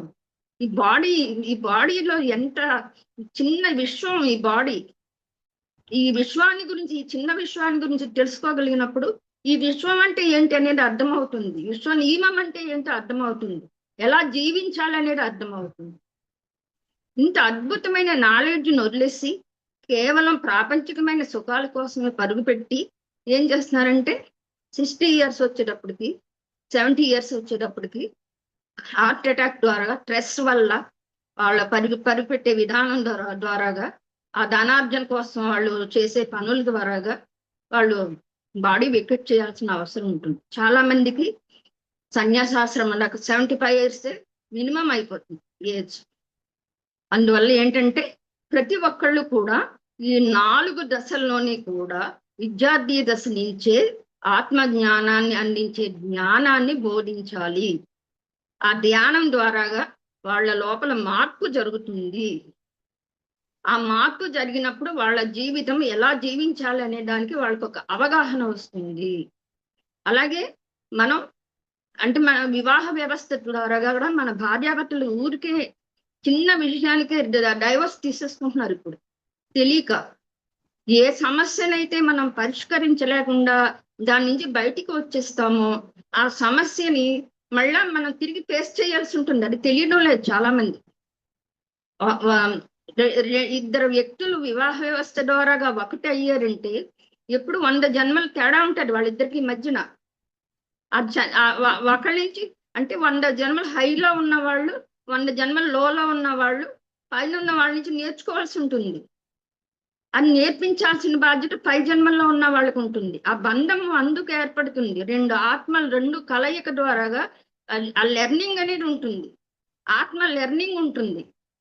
దాన్ని ప్రాపంచిక జీవితంలో జీవిస్తూ ఆ యొక్క అటాచ్మెంట్ని ఎవరైతే తీసుకుంటారో, ఒకళ్ళు ఎవరైతే గౌరవించుకుంటారో, ఒకళ్ళ అభిప్రాయాన్ని ఎప్పుడు ఇద్దరు అభిప్రాయాలు ఒకే రకంగా ఉండవు. కానీ ఒకళ్ళు గౌరవించుకోవడం, ఒకళ్ళ అభిప్రాయాన్ని ఒకళ్ళు గౌరవించడం ద్వారా, స్వీకరించడం ద్వారాగా ఆ ఎదుగుదల అనేది వస్తుంది. భార్యాభర్తల్లో ఇంత అంటే ఇప్పుడు పూర్వం ఎంత కష్టమైనా సరే కలిసి జీవించేవాడు. ఎందుకు? ఒకసారి ముడిపడిన తర్వాత ఆ జీవితంలో ఆ వ్యక్తిని వదలకూడదు. అలాగే నేను చదివిన మా బుక్ లో కూడా చెప్పారు, ఎప్పుడు ఒక జీవితంలో ఒకే జీవిత భాగస్వామి ఉండాలి. ఒక భాగస్వామితోటే జీవితం లివింగ్ ఉండాలి. అంతేగాని వేరు వాళ్ళతో ఉండకూడదు. అంటే మన సమాజంలో మన కల్చర్ దాన్ని మనం పోగొట్టుకుంటున్నాం. ఎందువల్ల? ఆత్మజ్ఞానం లేనందువల్ల. ఆత్మజ్ఞానం ఉన్నట్లయితే ఏ రిలేషన్ అయినా సరే చక్కగా నేర్చుకోవడం అనేది ఉంటుంది. కష్టాల నుంచే నేర్చుకుంటాం. ప్రతిసారి ఏం చెప్పారు? నువ్వు ఎన్లెటెడ్ ఎలా అవ్వాలనుకో, నీకు కష్టం ఉండాలి, నష్టం ఉండాలి, అవమానం ఉండాలి. ఈ 3 ఉన్నప్పుడే నువ్వు పైకి ఎదుగుతావు. వాటి ద్వారా నీకు అన్ని సుఖాలే ఉంటే నువ్వే నేర్చుకుంటావు? ఏం నేర్చుకోలేవు. ప్రతిసారి చెప్పింది అది మనం అర్థం చేసుకోవాలి. లోతుగా వెళ్ళాలి సబ్జెక్టులు. అలా వెళ్ళడం కాదు, మనల్ని మనం దానిని ఎలా ఉన్నాం ఆ విషయంలో అనేది అర్థం చేసుకోవాలి. అందువల్ల ఈ 4 అంటే ఈ 4 వ్యవస్థల్లోని కూడా ధ్యానాన్ని చేర్చుకోవడం ద్వారాగా ఆ మనిషి పరిపూర్ణమైనటువంటి ఆ జన్మని సార్థకం చేసుకుని పైలోకాలకు వెళ్ళినప్పుడు పైలోకాల్లో వాళ్ళకి ఎలిజిబిలిటీ వస్తుందన్నమాట. ఒక స్టెప్ పైకి వెళ్తారు. అక్కడ కూడా మళ్ళీ 7 తలాలు ఉంటాయి కదా. 7 తలాల్లోని మనం ఇక్కడ ఎక్కడ ఏ లెర్నింగ్ లో ఉన్నామో ఆ తలానికే వెళ్తాం. పై తలాలకు వెళ్ళాం. ఇంకా పైన ఎన్నో తలాలు ఉన్నాయి. ఎంతో నాలెడ్జ్ ఉంది మనకి. ఎంత ఈ స్పిరిచువల్ అంటే స్వర్ణలత మేడం లాంటి వాళ్ళు ఎంతో నాలెడ్జ్ ఇస్తున్నారు. పైలోకాలకు సంబంధించిన నాలెడ్జ్ ఎంతో ఇస్తున్నారు. అది తెలియదు, చాలా మందికి తెలియదు. అంతవరకు వెళ్ళకపోయినా గృహస్థాశ్రమం ద్వారాగా మనకి అందుబాటులో ఉన్న ఈ గృహస్థాశ్రమంలో మనం నేర్చుకోవాల్సింది ఇది. మన సంస్కృతిని అనుసరించి మనం ఎందుకు ఉన్నాయి, మన వివాహ వ్యవస్థని ఇతర దేశాల వాళ్ళు ఎందుకు గౌరవిస్తారు? ఎందుకంటే ఇక్కడ ఒక నమ్మకం ఉంటుంది ఒకళ్ళ మీద ఒకరికి. శాశ్వతంగా ఉంటారు, వాళ్ళు కలిసి ఉంటారు శాశ్వతంగా. అందుకు వాళ్ళకి గౌరవం ఉంటుంది. దాన్ని మనం పాడు చేసుకుంటున్నాం అనమాట. ఓకే, అలా అనకూడదు. బాగుండాలనే కోరుకుందాం ప్రతి ఒక్కళ్ళు కూడా. ఇది అయిపోయిన తర్వాత ఇంకొక స్టెప్ ఏంటంటే, మన లైఫ్ లో మనకు అనేక పాత్రలు ఉంటాయి మన జీవితంలో. వాళ్ళతో రిలేషన్షిప్ ఎలా మెయింటైన్ చేయాలి, వాళ్ళందరితోటి మన రిలేషన్షిప్ ఎలా ఉండాలి. సాధారణంగా మన లైఫ్ లో తీసుకోవాల్సిందంటే శత్రువులు ఒక భాగము, తర్వాత బంధువులు ఒక భాగము, తర్వాత ఫ్రెండ్స్ ఒక భాగము, తర్వాత ధ్యానం ఆధ్యాత్మికవేత్తలు ఒక 4 రకాలైనటువంటి పర్సన్స్ మన లైఫ్ లో ఉంటారు. చాలా వరకు మనం తీసుకుంటే మన చుట్టూ ఉన్న వాళ్ళని తీసుకుంటే కనుక ఆ 4 విభాగాల్లో 4 రకాల మనుషులు ఉంటారు. ఫస్ట్ శత్రువులను తీసుకుందాం. శత్రువులు అంటే ఎవరో కాదు, మనం అంటే ఇష్టం లేకపోవచ్చు. మన పద్ధతులు మనం అంటే వాళ్ళకి ఇష్టం లేక మనతోటి వాళ్ళు కలిసి ఉండరు. నెక్స్ట్ మన వల్ల వాళ్ళకి ఏమైనా అపకారం జరిగింది అనుకోండి, అదే మనసులో పెట్టుకుని మనం ఎంత క్షమించమని అడిగినా అదే మనసులో పెట్టుకుని వాళ్ళ శత్రుత్వం వహించవచ్చు. ఆ రకంగా అంటే ఇద్దరి మధ్య ఒక విభేదం ద్వారాగా, విడిపోవడం ద్వారాగా ఆ యొక్క శత్రుత్వం ఏర్పడుతుంది. నిజం చెప్పాలంటే ఆత్మపరంగా ఒక్క వ్యక్తిని కూడా విడిపోయేలా చేసుకోకూడదు. మనం ఎప్పుడైతే ఒక వ్యక్తిని విడిపోయేటట్టు చేసుకుంటామో ఆ విశ్వ చైతన్యం నుంచి మనం కూడా విడిపడతాం అన్నమాట. విశ్వ చైతన్యం వన్నెస్ అంటే ఆత్మ యొక్క అందరిలోని ఉన్నది ఆత్మస్వరూపమే, విశ్వ చైతన్యమే. ఆ చైతన్యాన్ని ఒక్క చైతన్యాన్ని వేరు చేసుకున్నా మనం ఆ విశ్వ చైతన్యం నుంచి బయటకు వస్తాం అన్నమాట. దానికి సంబంధించిన పేస్ చేయాల్సి ఉంటుంది. అందువల్ల వాళ్ళు ఎలా భావించినా సరే మనం ఏం చేయాలంటే వాళ్ళతో తటస్థంగా ఉండాలి. వాళ్ళతో ఘర్షణ పడకూడదు, ప్లస్ వాదించకూడదు. వాళ్ళతో తటస్థంగా వాళ్ళు కనిపించినప్పుడు తటస్థంగా ఉండి ఒక చిరునవ్వు నవ్వాలి. మనసులో కూడా వాళ్ళని చెడుగా ఆలోచించకూడదు. ప్రేమతత్వంతో చూడాలి. ప్రేమ ఒక్కటే ప్రతి మనిషిలోని కూడా ఆ గుణాన్ని నుంచి బయటికి రావడానికి ఆ ప్రేమ ఒకటే పనిచేస్తుంది ప్రతి ఒక్కరికి. అందువల్ల ప్రతి వ్యక్తిని కూడా మనం ప్రేమించడం అనేది నేర్చుకోవాలి. ఫస్ట్ ప్రేమించడం అంటే ఏంటి? సినిమాల్లో చూపించిన ప్రేమ అలా ఏం కాదు. యాక్సెప్టెన్స్. ఆ వ్యక్తిలో ఏ గుణాలు ఉన్నా సరే వాళ్ళని అలాగే యాక్సెప్ట్ చేయడమే ప్రేమ. యాక్సెప్టెన్స్ ఈజ్ ద ఏదో చెప్పారు ఒకసారి, గుర్తురాలేదు. అందువల్ల ఏంటంటే యాక్సెప్టెన్స్ ఓకే. అందువల్ల ఏంటంటే మన ప్రతి ఒక్కరిని ప్రేమించడం ద్వారాగానే వాళ్ళు మన స్నేహితులుగా చేసుకోవడానికి అవకాశం ఉంది, మన దగ్గర చేసుకోవడం అవకాశం ఉంది. రెండోది ఏంటంటే మనం బంధువులు అంటే మన చుట్టాలు. మనకి అత్తవారి వైపు నుంచి ఉంటారు, అమ్మగారి వైపు నుంచి ఉంటారు, అటు ఇటు చాలా మంది ఉంటారు. మన పిల్లల తరపు నుంచి వస్తారు. అందరూ విభిన్న కోణాల్లో ఉన్న వాళ్ళే ఉంటారు బంధువులు అంటే. కొంతమంది మనం అంటే చాలా ఇష్టపడతారు, కొంతమంది మనం అంటే ఇష్టపడరు, కొంతమంది ఈర్ష్యపడతారు, కొంతమంది అసూయపడతారు.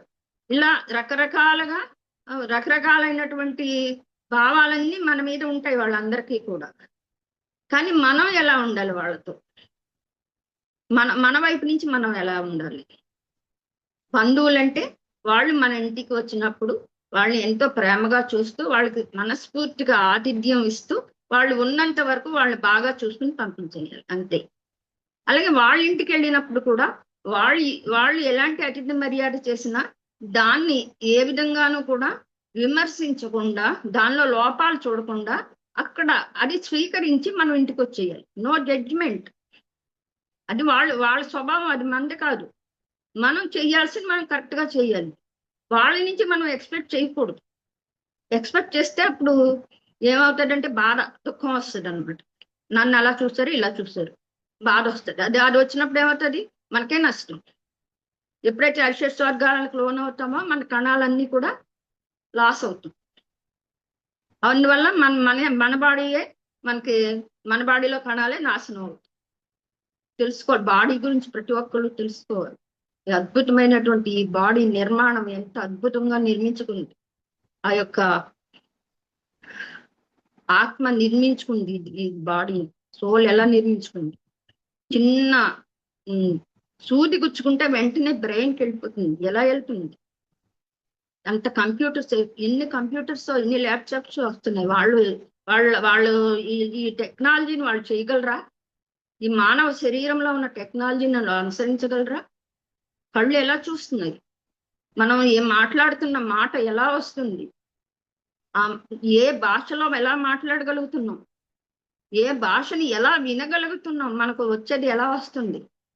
ప్రతి ఒక్క దానికి కూడా ఒక అద్భుతమైనటువంటి టెక్నాలజీ ఉంది ఈ బాడీలో. ఈ బాడీ అనేటువంటి ఈ టెక్నాలజీని ఉపయోగించుకుని మనం ఈ భూమి మీద జీవితాన్ని సంపూర్ణంగా జీవించడానికి మనకి ఈ శరీరం అవుతుంది. అసలు మన శరీరాన్ని గుర్తించాం ఎప్పుడు కూడా. మన ఆలోచన ఎప్పుడు బాహ్యంలోనే ఉంటుంది, మన లోపల మనం ఉండం. మన లోపల మనం ఇప్పుడు ధ్యానం చేసినప్పుడు కూడా గంట ధ్యానం చేస్తే ఒక పావు గంట, ఒక 10 నిమిషాలు మాత్రమే మనం ఆ స్థితిలో ఉంటాం. తర్వాత ఆలోచనలోనే ఉంటాం కదా. గమనించుకోండి. నేను కూడా 100% సాధించానని నేను ఏం చెప్పట్లా. నేను నేర్చుకుంటున్నాయన్నీ కూడా నేను ఎక్స్ప్లెయిన్ చేస్తున్నాను అంతే. నేను నేర్చుకున్న విషయాలు ఇవన్నీ కూడా. అంతేగాని నేను నా ద్వారాగా నేను ఏదో చెప్పి మిమ్మల్ని ఏదో ఇచ్చేసేయాలని నేను చెప్పట్లేదు. Thank you. ఎందువల్లంటే అది ఆ జ్ఞానాన్ని పొందే కొలిది ఇంకా ఇంకా ఇంకా ఎంత అద్భుతంగా ఉంది, ఎంత అద్భుతంగా జీవించవచ్చు, ఎంత ఈజీగా జీవించవచ్చు, ఎంత ఆనందంగా జీవించవచ్చు అనే సత్యం తెలుస్తుంది. మనం అన్ని నెత్తి మీద పెట్టుకుని బాధలు పడుతూ ఉంటాం అనమాట. అన్ని అవసరం లేని అన్ని తల మీద పెట్టుకుని బాధపడతాం అనమాట. అవి చాలా, అంటే లైఫ్ ని ఎప్పుడైతే ఈజీగా తీసుకుంటామో అప్పుడు అవన్నీ కూడా దూరం అయిపోతాయి. చెప్పాలంటే ప్రతి విషయాన్ని కూడా, ప్రతి సమస్యకి సొల్యూషన్ ఉంటుంది. ఎప్పుడు దాన్ని క్లియర్ గా మన మనసులో మన అంతరాత్మ నుంచి మనకి ఎప్పుడు వస్తుంది ఆన్సరు? అనవసరమైన గజిబిజి ఆలోచనలు ఈ మైండ్లో లేనప్పుడు వస్తాయి. మన అంతరాత్మే మన తాడై మనల్ని ప్రబోధించేది మన ఆత్మే. నువ్వు తప్పు చేస్తున్నావు, నువ్వు తప్పు మాట్లాడావు, నువ్వు, అది మన ఆటోమేటిక్ గా వచ్చేస్తుంది. మనం ఎక్కడ ఏ నిమిషంలో తప్పు చేసినా అది ఆటోమేటిక్ గా మనకు తెలుస్తుంది. కానీ మనం దాన్ని తెలుసుకుని సరిదిద్దుకోవాలి. దాన్ని ఏం కాదు అని తీసేయకూడదు. తీసేసామంటే మళ్ళా లెసన్ నేర్చుకోవాల్సింది, కంపల్సరీ నేర్చుకోవాల్సింది. మనం ఏది చేస్తున్నాం, ఇతరులను ఎలా చూస్తున్నాం, మన మాటల వల్ల బాధపడుతున్నారా, మన చేతుల వల్ల బాధపడుతున్నారా? నేను నా మాటల వల్ల నాకు ఉపయోగం ఉండాలి, ఎదుటి వాళ్ళకి ఉపయోగం ఉండాలి. నా చేతల వల్ల నాకు ఉపయోగం ఉండాలి, ఎదుటి వాళ్ళకి ఉపయోగం ఉండాలి. అంతేగాని నా ఎదుటి వాళ్ళని బాగా కోరుకోకుండా నేను ఎదగాలంటే అది ఎప్పటికీ సాధ్యం కాదు. అది చాలా తప్పు, అసలు రాంగ్ స్టేట్మెంట్ అది. ఎప్పుడు ఎవరూ ఎదగలేరు అలాగా. ఎదిగినట్టు, ఎదగడం అంటే ఏంటి? డబ్బులు సంపాదించడం మాత్రమే. ఒక ఆధ్యాత్మికగా ఒక అసలైన సోల్ లెర్నింగ్ అనేది ఎప్పుడు సమానత్వంలో ఉన్నప్పుడే వస్తుంది. అందరినీ మనతో పాటు మన చుట్టూ ఉన్న వాళ్ళని కూడా పైకి తీసుకొచ్చినప్పుడే ఆ లెర్నింగ్ అనేది వస్తుంది. Soul learning. బాహ్యంలో ఉంటున్నాం మనం, బాహ్య ప్రపంచంలో ఉంటున్నాం, అదే నిజం అనుకుంటున్నాం. కానీ ఇదంతా తాత్కాలికం, ఇదంతా నాటకం. ఈ నాటకాన్ని మనం ఎంతో రక్తిగా పోషించాలి. ఈ నాటకం అనుకుంటూనే మనం దీన్ని చాలా, అంటే ఏ పాత్రని ఎలా పోషించాలో అలా పోషించాలి. ప్రాక్టికల్ గా జీవించడం నేర్చుకోవాలి. ధ్యానం అదే నేర్పిస్తుంది ప్రతి ఒక్కరికి. ధ్యానం ద్వారాగా ఆసక్తే వస్తుంది. విశ్వశక్తిని ఆవాహన చేసుకుంటున్నామంటే బాడీలో ఉన్న సరికానివన్నీ ఎప్పుడైతే బయటికి వెళ్ళిపోతాయో, బాడీ శుద్ధి ఎప్పుడైతే అవుతుందో, మన అంతరాత్మ ప్రబోధం ఎప్పుడైతే వింటామో అప్పుడు మన మార్గం సుగమం అవుతుంది. మన మాట విశ్వంలోకి వెళ్తుంది. మనం ఏది చేస్తున్నామో అది మనకు అవసరం లేకపోయినా మనకి ఏది అవసరమో అది విశ్వం నుంచి మనకు వస్తుంది కంపల్సరీ. ఎంతమందో చెప్తున్నారు ఈ విషయం. అది మనం అనుభవపూర్వకంగా ఆ సత్యాన్ని ప్రాక్టికల్ చేయాలి. ప్రాక్టికల్ గా చేసుకుని ఇంప్లిమెంట్ చేయడం ద్వారాగా మాత్రమే మనం ఆ స్టేజ్కి వెళ్ళగలుగుతాం. ప్లస్ అందువల్ల ఏంటంటే మనం బంధువుల్ని పరిమితంగానే ఉంచుకోవాలి. వెళ్ళేమా వచ్చారా వెళ్ళేరా అంతవరకు. మన విషయాలు ఏమి వాళ్ళతో చర్చించకూడదు. మన బాధలన్నీ వాళ్ళతో చెప్పకూడదు. వాళ్ళ బాధలు మనం తీసుకోకూడదు. అంతే, అంతవరకే ఆ రిలేషన్షిప్. ఇంకా మూడో రిలేషన్షిప్ ఏంటంటే స్నేహితులు, ఫ్రెండ్స్ లో రెండు రకాల ఫ్రెండ్షిప్స్ ఉంటాయి ఇప్పుడు ఈ ఆధునిక సమాజంలో. ఇప్పుడు అంటే కుచేలుడు కృష్ణుడు టైంలో కూడా ఉందనుకోండి. ఇప్పుడు కూడా మనకేంటంటే మనల్ని ఉపయోగించుకోవటానికి స్నేహం చేసే వాళ్ళు ఉంటారు. మనల్ని నచ్చి మన సోల్కు దగ్గరైన ఫ్రెండ్స్ ఉంటారు. రెండు రకాల ఫ్రెండ్స్ ఉంటారు. ప్లస్ వీళ్ళని కూడా ఈక్వల్ గా తీసుకోవాలి మనం. మన వల్ల నిజంగా వాళ్ళకి ఏమైనా పని అవ్వాల్సి ఉండి మనతో స్నేహం చేసినా ఆ పని మన వల్ల అయితే చేసి పెట్టాలి వాళ్ళకి. వాళ్ళు చేసి పెట్టడం మన ధర్మం అది. వాళ్ళు మనతో ఫ్రెండ్షిప్ చెయ్యకపోవడం వాళ్ళ ఇష్టం అది. దాన్ని మళ్ళా నేను ఇది చేశాను కదా నాతో స్నేహంగా ఉండు అనటానికి ఏం లేదు. No expectance. ఎవరి నుంచి ఏది ఎక్స్పెక్ట్ చేయకూడదు. మనం చెయ్యాల్సింది చెయ్యడమే. మనకి ఇవ్వబడింది మనం చెయ్యడమే. మన లైఫ్ లో వచ్చిన ప్రతి దాన్ని కూడా ఊరికే రాదు. కారణ సంబంధం ఉంటేనే వస్తుంది. అందువల్ల ప్రాక్టికల్ గా ఆలోచించి ఇది అవసరమా, ఇది అవసరం కాదా అనేది నిర్ణయం తీసుకుని ఆ పని చెయ్యాలి. ఏ పనైనా సరే అంతే. అలా చేసినప్పుడే అది సక్సెస్ అవుతుంది. లేదంటే కొన్ని సక్సెస్ అవ్వకపోయినా మనం నేర్చుకుంటాం, తప్పదు. అది తప్పేం కాదు. ఒకవేళ మనం అది ఆ పని ఆ టైంలో కరెక్ట్ గా చేయలేకపోయాము, తర్వాత దాని ఫలితం తెలుసుకున్నప్పుడు ఓ ఇది ఇలా చేయకూడదు అని అనుకుంటాము. పిల్లల విషయంలో కూడా చూడండి, మనం ఎక్స్పెక్టేషన్స్ ఉంటాయి మనకి. ఏంటంటే మనకి అనుభవం ఉంటది. ఆ అలా చేస్తే నష్టం వస్తుంది, అలా చేయకూడదు అని మనకు తెలుస్తుంది. కానీ వాళ్ళకి తెలియదు. వాళ్ళు ఆ పని చేసేస్తూ ఉంటారు. చేస్తున్నప్పుడు ఒక మాట చెప్పి వదిలేయాలి వాళ్ళని. అంతేగాని వాళ్ళు ప్రెస్ చేయకూడదు. ప్రెస్ చేసామనుకోండి వాళ్ళు విన్నరు. అప్పుడు ఏంటంటే దీనివల్ల ఇలా వస్తాడమ్మా అని చెప్పేసి వదిలేసినప్పుడు ఆ పనిని వాళ్ళు చేసేస్తారు. చేసిన తర్వాత దాని ఫలితం అనుభవించేటప్పుడు వాళ్ళకి ఆ లెర్నింగ్ వస్తుంది. ఓ, అమ్మ చెప్పింది, నాన్నగారు చెప్పారు చెయ్యొద్దని, ఆయన చేశాను, ఆయన నష్టం వచ్చింది, అంటే చేయకూడదు అనే సత్యాన్ని వాళ్ళు తెలుసుకుంటారు. అందువల్ల జీవితంలో ప్రతిదీ లెసనే. ప్రతి విషయము లెసనే. నేర్చుకుంటూనే ఉంటాం మనం. అందువల్ల ఏంటంటే నిజమైన స్నేహితులు, సోల్మేట్స్ ఎవరైనా ఉన్నారంటే వాళ్ళతో కష్ట సుఖాలన్నీ పంచుకోవచ్చు. హ్యాపీగా ఓపెన్ గా మాట్లాడుకోవచ్చు. వాళ్ళ నుంచి మనం వినవచ్చు, మన నుంచి వాళ్ళు పాస్ చేయొచ్చు. దాని ద్వారాగా ఒక మంచి స్నేహితుల ద్వారాగా ఎంతో అద్భుతమైనటువంటి ఆనందం వస్తుంది. ఆ స్నేహ ధర్మం ద్వారా ప్రతిసారి కూడా చెప్తారు, మనల్ని ఎప్పుడు సంబోధిస్తారు కదా, మై డియర్ ఫ్రెండ్స్ అని సంబోధిస్తారు కదా ఫస్ట్. తర్వాత my dear masters, my dear God's అంటారు. ముందు స్నేహం ద్వారాగానే మనం ఎన్లైటెడ్ అవుతాము, స్నేహ ధర్మం ద్వారాగానే. తర్వాత మాస్టర్స్ గా మారటం, తర్వాత గాడ్స్ గా మారటం. అంటే ఆ యొక్క దివ్యత్వం మనలోనే ఉంది. దాన్ని అనుభవించాలంటే ఈ స్టెప్స్ అన్నీ ఉంటాయి అన్నమాట. లాస్ట్ లో ఆధ్యాత్మిక వేత్తలతో ఎలా ఉండాలి మనం. ఆధ్యాత్మిక ప్లీజ్.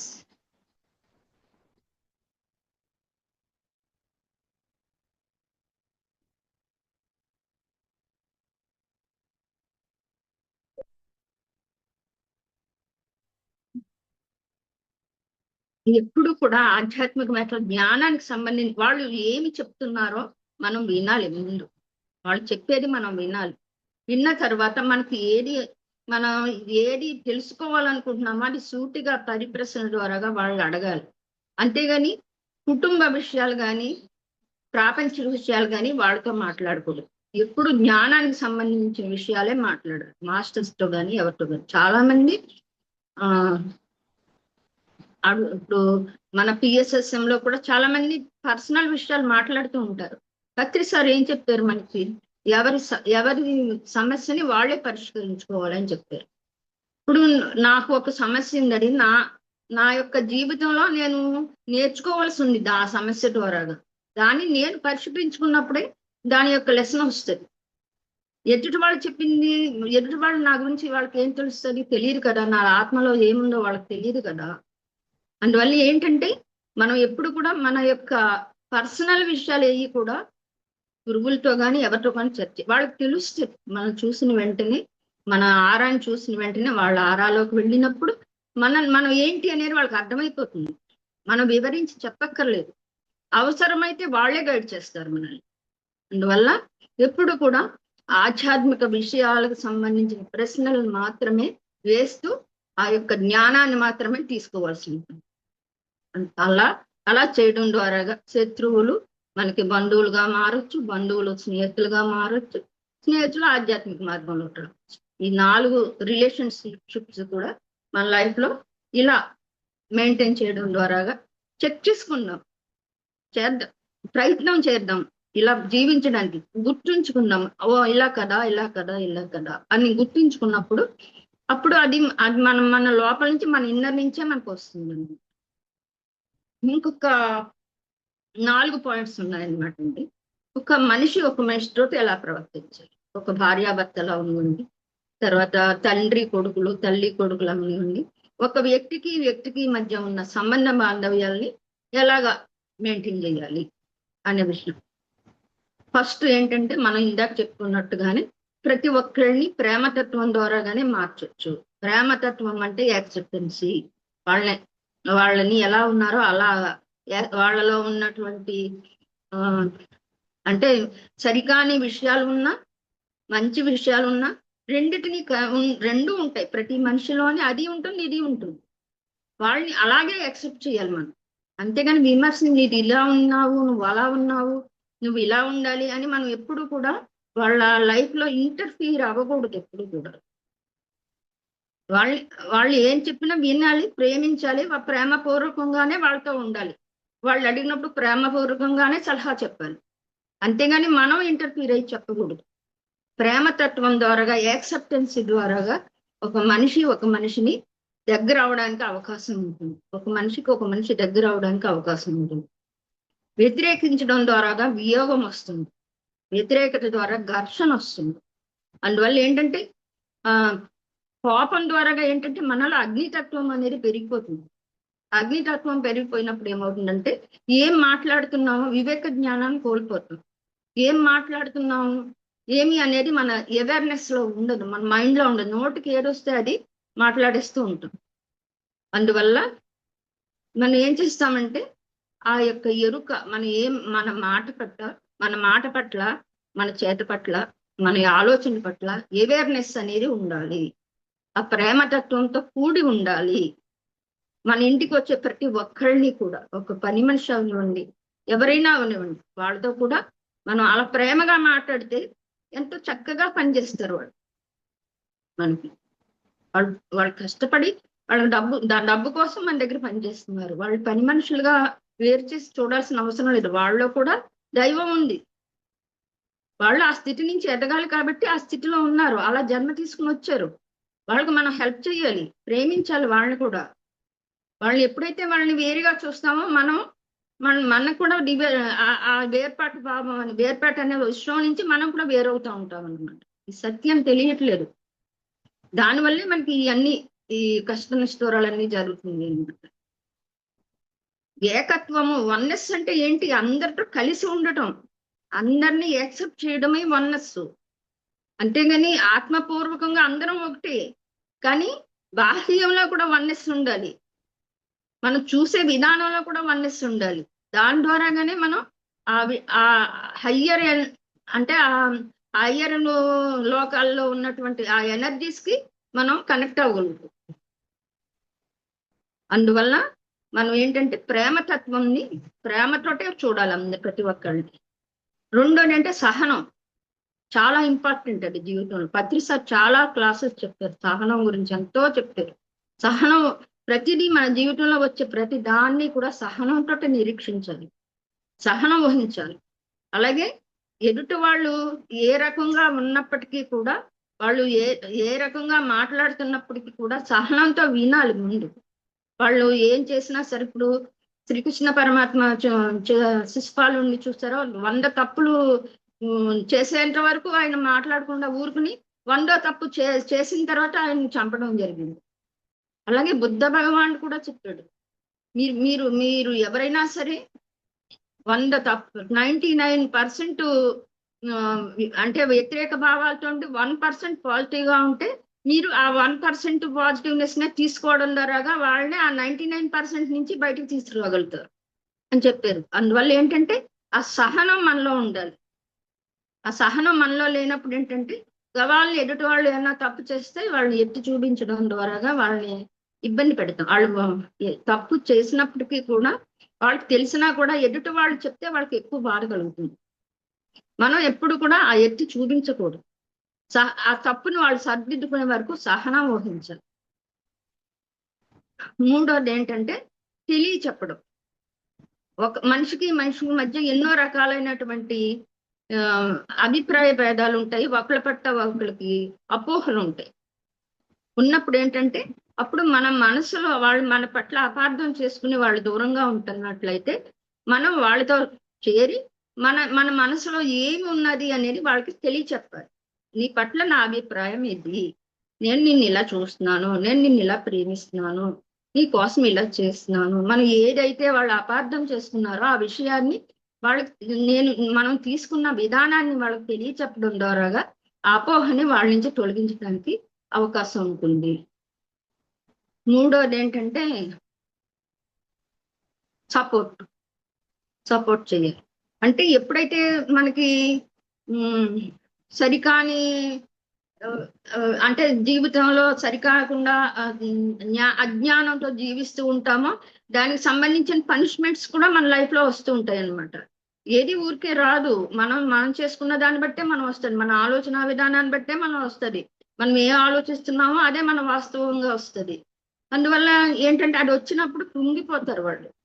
కృంగిపోయినప్పుడు అంటే విశ్వం నుంచి వచ్చిన ఆ యొక్క ఆ పనిష్మెంట్ ని తట్టుకోలేకపోతారు అనమాట. అంటే దాని ద్వారా వచ్చిన ఆ బాధను తట్టుకోలేనప్పుడు నేను చెప్తే వినలేదు, బాగా అయిందిలే అని అనకూడదు. ఇప్పుడు వాళ్ళని దాని నుంచి వాళ్ళు ఓరడించాలన్నమాట, బయటకు తీసుకురావాలని, సపోర్ట్ చేయాలన్నమాట. వాళ్ళు మనం ఏంటంటే కాదమ్మా, నువ్వు పర్వాలేదు, నువ్వు పైకి వస్తావు, నువ్వు బయటకు వచ్చేస్తావు, నీకేం కష్టం లేదు, నీకేం నష్టం లేదు, ఇదంతా జీవితంలో జరిగే భాగమే అని వాళ్ళని సపోర్ట్ చేయడం ద్వారాగా, వాళ్ళని మనసులో ఆ బాధ నుంచి దూరం చేయడం ద్వారాగా వాళ్ళు మనకు దగ్గర అవుతారు. ఇంకొక పాయింట్ ఉంది సరే, ఏంటంటే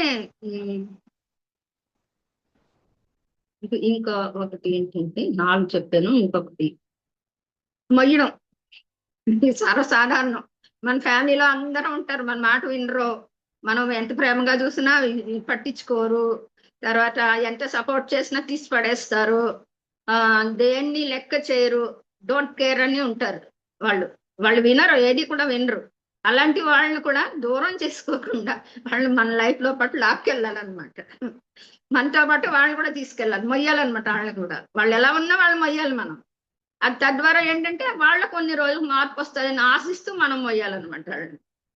దాని ద్వారాగా మన రిలేషన్షిప్స్ అనేవి ఈ రకంగా మెయింటైన్ చేయడం ద్వారాగా మనం ఎన్లైట్మెంట్ అవ్వడానికి దగ్గర మార్గంలో ఉంటాము.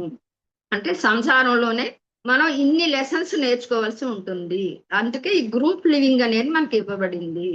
అందువల్ల మనం ప్రతి ఒక్కళ్ళము కూడా ధ్యానం చేద్దాము, స్వాధ్యాయనం చేద్దాము, సజ్జన సాంగత్యం చేద్దాము, చక్కగా జీవిస్తాము. లేనిపోని మీ అన్ని ఆలోచనలు పెట్టుకోకుండా హ్యాపీగా జీవించడానికి ప్రతి ఒక్కళ్ళు ట్రై చేయండి. అనవసరమైన ఆలోచనలు వద్దు. ధ్యానం ఎవరైతే చేస్తారో వాళ్ళు చాలా ప్రశాంతంగా జీవించే శక్తి వస్తుంది. అద్భుతమైనటువంటి టెక్నిక్ మన పత్రి సార్ అందించారు. ఈ టెక్నిక్ ద్వారాగా మనల్ని మనం ఉద్ధరించుకుందాం. శ్రీకృష్ణ పరమాత్మ చెప్పినట్లు ఉద్ధరేది ఆత్మ ఆత్మానం. మన ఆత్మని మనమే ఉద్ధరించుకోవాలి. ప్రాపంచిక జీవితం మొత్తే కాదు, మనం ఈ శరీరం కాదు, ఆత్మ స్వరూపులము. ఆ సోల్ ఎన్లైట్మెంట్ ద్వారాగానే మనం పైలోకాల్లో మనకి ఎలిజిబిలిటీ ఉంటుంది అని సత్యాన్ని తెలుసుకుని ధర్మ మార్గంలో జీవించడం ద్వారాగా మనం ఉన్నత స్థితికి వెళ్ళడానికి ప్రయత్నిద్దాం. Thank you madam. Thank you very much. Thank you madam. Thank you so much madam. For you మీకోసం మన ఛానల్కి వచ్చి ఎంతో గొప్ప ఆత్మజ్ఞానం అందించిన జగదీశ్వర్ మేడం గారికి ధన్యవాదాలు తెలుపుకుందాం మాస్టర్స్. అలాగే ప్రతినిత్యం ఎరుకతోటి ధ్యానం, స్వాధ్యాయం, సజ్జన సాంగత్యం చేద్దాం మాస్టర్స్. అందరి చేత చేద్దాం మాస్టర్స్. వైజాగ్ మెగా పిరమిడ్ రావాలని పరమ గురువుల కోరిక, పత్రిగారి కోరిక, పత్రి మేడం కోరిక. మనం అందరం సంకల్ప ధ్యానం చేసి వైజాగ్ మెగా పిరమిడ్ వచ్చేలా చేద్దాం masters. Thank you masters. Thank you.